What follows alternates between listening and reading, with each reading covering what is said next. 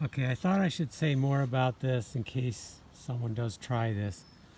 So, what I found out was when I did one of my roofs, well, I usually do it from the top down because you can sit on the nice wood, you can slide up underneath, screw it in, move down, do the next one. But the problem is when you get to the bottom, then you got the issue of rolling it out, shoving it underneath. And if it's really long, you can't control like 40 feet of it. It's just too much. Unless you'd have like four or five people on ladders, yes, then you could. But that's not the case. I'm usually working alone. So what I found out works best is do the bottom one, leave some space. So in this case, I only need two. So I'm going to do the bottom one first, then I'll do the center one. But the reason I'm going to do the bottom one first because I can lay it out. I can roll it out gently. I got it clamped right now, but gently roll it out. Be careful because this stuff, if it wants to slide.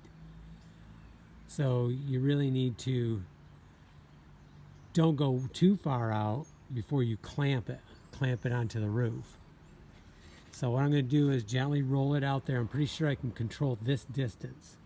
Clamp it, and then I should be able to move my ladder and get on a step ladder and do the rest.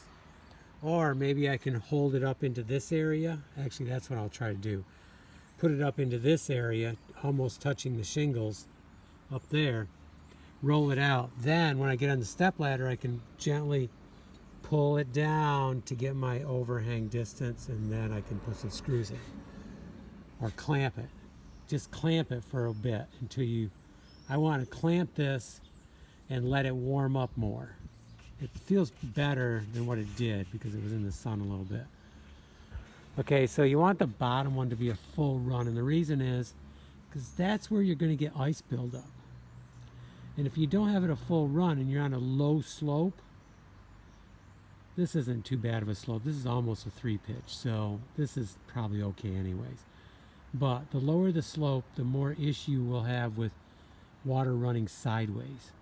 So that means you have to have a really long overlap, because if it's going to run sideways, how far? 4 feet? You don't really know. The longer it sits there, the farther sideways it can go. So by having the bottom one the full length, you take away that ability. It can't. For 2 feet, it's solid. There is no seam. So that should make have a big effect of keeping it watertight. Okay. Let's roll it out gently, clamp it, and then I may put one screw in the center and have it clamped on the edges and just let it warm up a lot more, or quite a bit more. If I can get it to like in the 60s, that would be my target. That'd be mid-zone between our weather climate, from 0 to 90s. But I'm just making that up. I don't really know for sure, but my guess is if I can have it in the 60s, they'll stay nice and flat.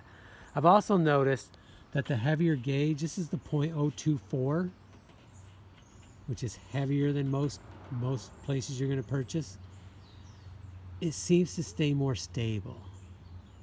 I'm seeing my roofs staying flatter, even at the really hot weather.